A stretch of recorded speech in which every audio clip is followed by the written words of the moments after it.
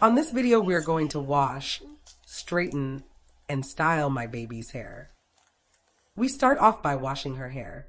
This is the part she hates the most, but is learning to tolerate it a little better every time. I apply the conditioner, then detangle while the conditioner is in her hair.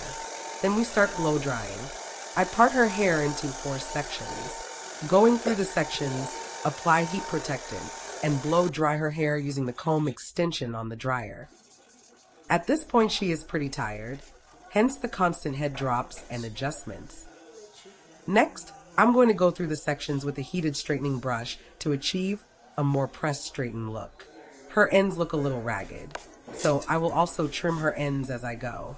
I'm not a professional, so I don't really like to cut her hair, but I trust myself enough with maintenance to clip the split ends. I part across the nape of her neck from one side to the other and go over the section with the heated brush. Once you go over the parted section with the heated brush, you can really see where the ends need to be trimmed. So I use that as my guide to lightly trim her ends. I really like using this heated straightening brush. I would recommend it over a flat iron. I feel like it's more beneficial for our situation than a flat iron in the sense of you don't have to do smaller sections to achieve the silky press look like that we have to with a flat iron. Bigger section means less time with the direct high heat on her head. Cutting my time in this all-day process is truly a win for me. I am making sure to add heat protectant before I go over any section with the heated brush. I am always careful when applying the direct high heat. The heated brush can heat up to over 400 degrees, so I want to make sure I'm protecting her hair during each phase of applying direct heat on her hair. I also don't recommend over straightening your natural hair. Even with heat protectant, you want to be mindful on the amount of heat you use on your natural hair. We only do the process once every other month or so, really during the cooler months. Since our city is so humid, it would be a waste to really straighten it since it doesn't last in humid weather.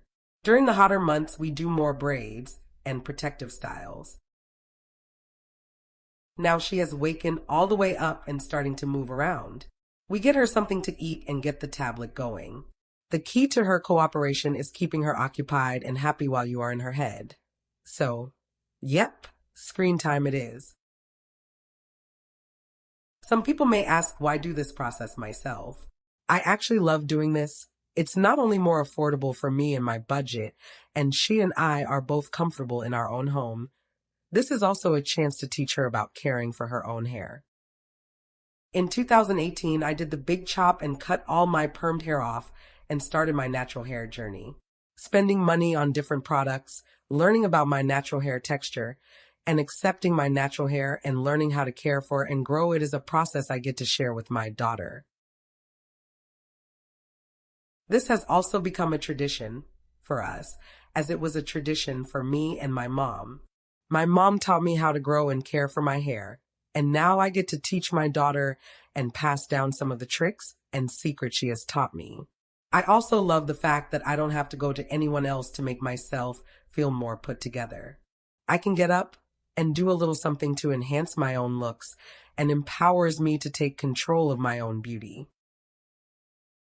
My mom was the first kitchen beautician I knew, and she was very talented. She grew my hair and was able to recreate a lot of styles we saw. She pressed it, she permed it, she trimmed it, she styled it, she braided it. I remember her not only caring for my hair, but my aunts would have her braiding and styling my cousin's hair. She did, and does it all. She is so very creative.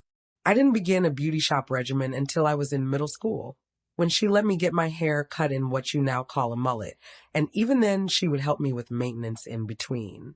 I guess you can say that's where I get my DIY creative spirit from.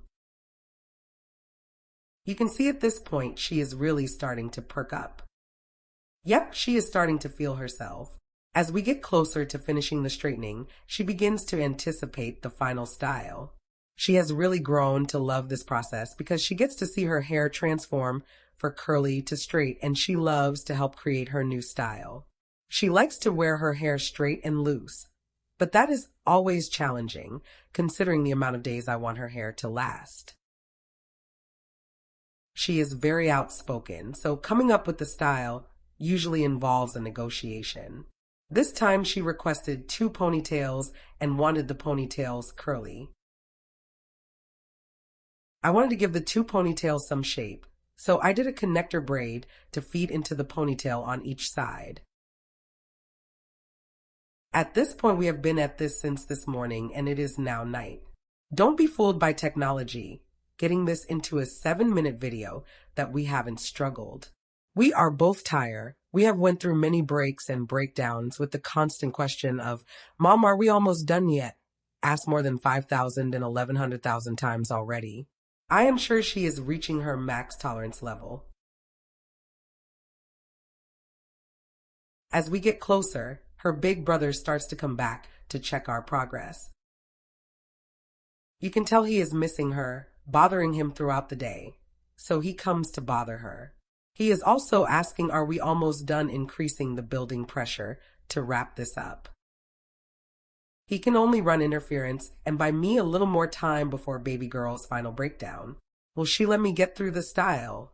Or will she end it before we can finish and leave it to be finished in the morning? The pressure is mounting because I know after this last breakdown, she will declare she is done, and I won't have any more fight left in me.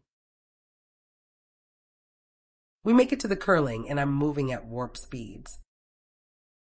The closer I get to finishing, the shorter her patience. She is right at the point where she has seen enough of the style and over it already.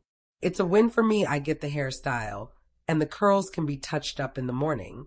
Although ideally I want to put the rollers to make my job a little easier in the morning and give it a tighter curl.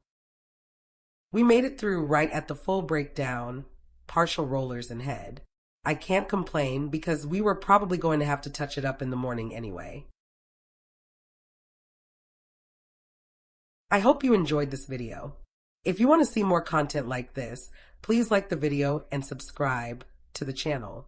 See y'all soon with more DIY beauty content with Mrs. Barnes the Kitchen Beautician.